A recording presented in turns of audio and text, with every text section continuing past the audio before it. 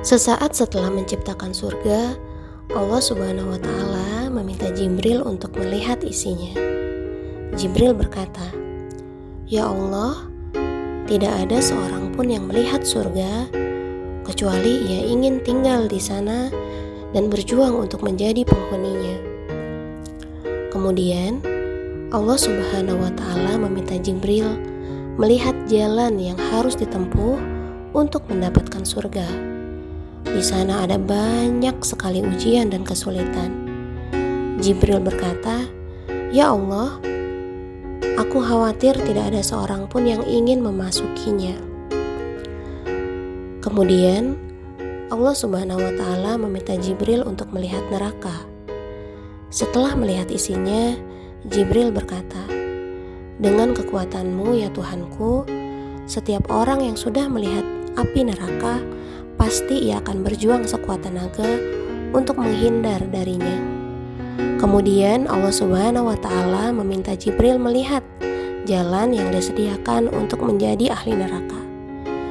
Di sana penuh dengan harapan, angan-angan dan kemudahan. Jibril berkata, "Ya Allah, sekarang aku khawatir tidak seorang pun dapat menolak dan lolos darinya." Allah Subhanahu wa Ta'ala berkata kepada surga, "Bicaralah wahai surga." Lalu surga berkata, "Sungguh beruntung orang-orang yang beriman." Al-Mu'minun ayat 2.